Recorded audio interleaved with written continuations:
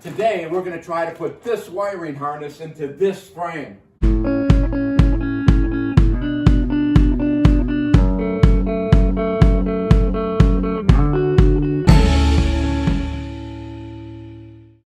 Welcome to Robert's British Cars. This is part 5 in the restoration of the 1952 MGTD. If you're not familiar with Robert's British Cars, I travel around looking for British sports cars that are in need of a little love. Cars that have been neglected, that have been in somebody's garage or shed or carport or backyard for a number of years. This particular TD was disassembled in a restoration process when, oh my God, a divorce intervened and parts were scattered all over the West Coast. Fortunately, I was able to find almost all the parts, bring them together in one place, and now we're going to try to put it together. So far, we put in the front suspension, the back suspension, the hydraulic system, and the pedals. Today, I've got a bag of wires that I got to weave into this frame. So now, with a little better lighting, let me explain how I'm going to try to do this.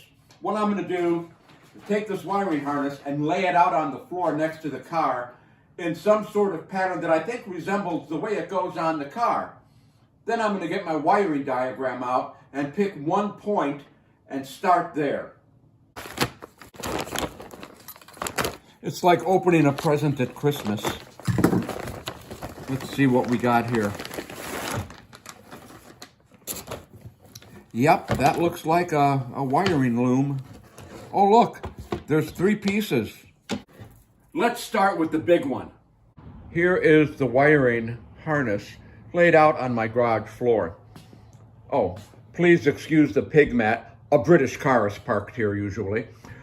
Anyway, I said pick a point, like this point for example, or this point, or this one, or maybe this one. And what I want to do is find out what goes there and start in that direction. Boy, that sounded good, didn't it? Just pick a point. I have no idea which point to pick. Also, I was going to go through this and try to figure out what the heck I'm doing and then make the video, but I figured what's the fun in that? I figured you probably are going to enjoy watching my pain as I try to figure out what goes there or over there. So, time to consult the wiring diagram. The first thing I see when consulting this wiring diagram is there is a separate fuse box from the control box.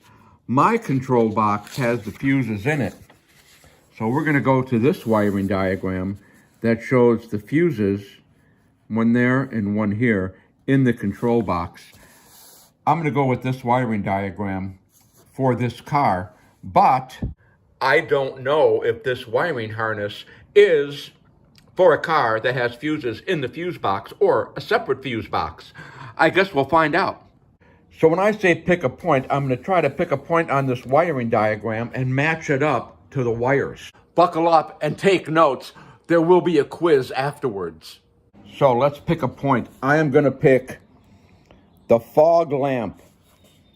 It's a 42. A 42 is a red with yellow. Aha! A red with yellow. This must be the fog light wire. So if that is the fog light wire, this could be the headlights. Let's prove it. Well, let's see. I have a blue and white, and a blue and red, a green and white, and a red. Okay, did you take notes? On my wiring diagram, for the headlight, I have a 2 and a 4. A 2 is a blue and red, and a 4 is a blue and white. Double checking, blue and white, blue and red. For the side lamp, the one that sits on top of the fender, I have a 41 only. Double checking, a 41 is a red. But I have a red and then a green and white. I have 2 wires. Wait a minute. If we go to a different wiring diagram, one that has a separate fuse box, we'll go over here to the side marker directional indicator. It's a red and it's a 21. So I have the red, and a 21 is a green and white. Red and green and white. So as I look at this wiring on the floor, I have a fog light, I have one side headlight and directional side marker, and headlight. So that part of the wiring harness goes here. So I'll just lay the wiring harness here, because if I had a fender, that's where it would go. There's the fog light, and there's the other headlight. So the longer of the two wires goes to the side opposite the driver. So now we have to run all of this someplace. Are you taking notes? Everything is falling into place. It's very confusing, even more confusing than it was 5 minutes ago. So it seems I'm going to run this wire to the back of the car. Then I'm going to put the cowl on so I can space out the loom as to where it gets fastened down. As you can see, I ran the long pigtail under the round tube cross member between the pedal box and the frame, past the four-way with the brake light sending unit switch right there, and those are the two green wires that go to that. It's running along the bottom of the frame, and we pick up a clip right there. Remember when we put those clips on? It runs under the tube to the back of the car. It comes out here, it's under that clip. It will end up under that clip, but for now, this is where we're at. And you see it comes right to the back of the rear tube cross member. So here we are. We have a green with black. We have a white and brown, a white and purple, a black, and a red. Let's go look at that extra piece of loom that we got. Well, looky here. We have a black, a red, a white with brown, a white with purple, and a green with black. What a coinky-dink. And looking at the whole piece of loom, you see right here in the middle, we have a wire coming out that's green with black. Right here on our wiring diagram, we have a 24 for the petrol tank unit. And oh my gosh, what a surprise. A 24 is a green and black. So this green and black is for the petrol tank sending unit. Then we have a left side and a right side. They both have a black and a red. One side is white with brown and the other side is white with purple. Looking at our wiring diagram here, we see we have a 41, which we know is red, a 57, which we know is black, and a 15. This, of course, is the right-hand stoplight. A 15 is white with brown. Therefore, as we look at our wires, the brown one is for the right side, and the purple one must be on the left side. To double check, left-hand stop has a 41, which is red, a 57, which is black, and a 14. And as we can see, a 14 is white and purple. Whoosh, white and purple. And finally, at the end of this long piece, look at how long this is, we have a black and a red. Who wants to take a guess on what that's for? That is the number plate light. 41 is red, 57 is black. The reason this is so long is because it has to run through the spare tire carrier. Here's a spare tire carrier laying over here against the wall. And you can see there's the old wire going in. It runs through this tube and comes out here on the license plate light. So to recap, this is the loom for the back tail lights. Basically, this is the loom for the back of the car. The question is, do I hook it up now or should I wait till I put the body on and I'm actually hooking up the wiring? The answer is I'm going to tuck that behind that clip and leave it that way until I install the gas tank, the back fenders, and I actually need the wiring. Remember that part I said about feeling my pain and not rehearsing this? Well, this is the part where I get to pull out all the wiring and start over. Okay, now that I've ripped everything out, let's review. Picking a point, good idea. Picking the fog light, bad idea. Try to stuff everything through this hole, bad idea. Stuffing everything through this hole, good idea. So, here's what we've learned. First of all, you start inside the car. So yes, you have to have the cowl on. This wiring harness, all of it, has to get stuffed through that 1-inch hole from inside the car coming out until you get all of the wires for the control box out the hole. That's where the harness stops. These wires will go to the control box and the horn and the coil, etc., etc. The cable, the harness, is fastened down to the top of the frame, and then it goes to the front wheels, the back like we have already done. So we had the location of the wires correctly. I just started outside the car, start inside the car, bring everything through that little hole. So now, what I'm going to try to do is go through all the boxes and see if I can find the horns, the control box, the starting solenoid, and all the stuff, fuel pump that goes on the cowl. I'll install it on the cowl, we'll come back and we'll install the wires onto their respective components. And here is a fistful of wires that is supposed to connect to the control box.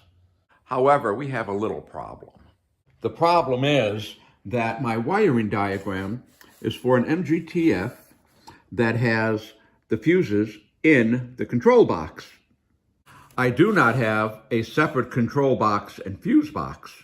And I definitely do not have a separate control box, fuse box, headlamp beam warning light, foot-operated dip switch, and provisions for flashing traffic indicator lights. However, this wiring diagram matches the colors on my wiring harness. So this wiring harness is for the MGTD with all the options. That being said, and me being totally confused, I am now going to pretend that the fuse box is actually separate and see if I can play what wires go where. First pull, I got 3 white wires. First pull, 3 white wires. E, the second contact, 3 black wires. I've only got 2 black wires. However, there is a black wire here that I'm going to put under that screw. Our third position, our third screw, has 2 green wires. The next position has 1 green wire. That 1 green wire goes to the petrol warning light. The other 2 green wires, one goes to the screen wiper and one goes to the stoplight switch. I hooked up my power supply to a green wire. Okay, again, I'm grounding the positive. I have the negative lead going to this green wire. So now I got to see where the other end of that green wire goes. As you can see, that green wire comes out of the loom that goes to the dashboard. I have my test light hooked up to it, and we're going to put that test light on this ground. There you go. The light is lit. So that is the green wire that is here. Just to add to the confusion, here is another green wire, and I don't know which one of these green wires is the petrol warning light and which one is the wipers. What I decided to do is call this one the petrol warning light wire, which would make this one the petrol warning light wire, which would go under screw number 4. These 2 green wires go under screw number 3. If it turns out I'm wrong when I'm putting the windshield wiper motor in, I know which ones to switch.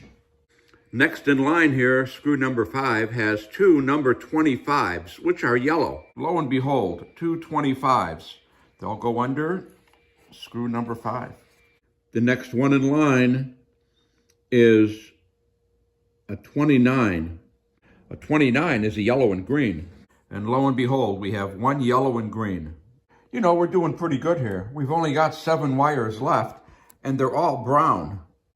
Number 7, next in line, has 2 49s going to it, and 49 is purple. Yeah, no purple wires here. I have brown and black and brown and green. So when I see purple and black, I'm going to substitute brown and black, and when I see purple, I'm going to substitute brown and green. I hope nothing catches on fire. So under screw number 7, I'm going to put 2 brown and green instead of 2 purple. So now we only have 2 contacts left, number 8 and number 9. I have 37 under number 8. 37 is brown and white. I have a brown and white. I'm going to put that under screw number 8. 1 screw to go. The wires I have left are a brown, a blue, and a brown. Well, there's a 36. That's a brown and a blue. That is going to my headlight switch. So that's something I want hot all the time. Just like where the other side of the fuse is, the horns. We want that hot all the time. So we not only need a brown and blue, we need a brown just like these brown ones that are coming off the starter.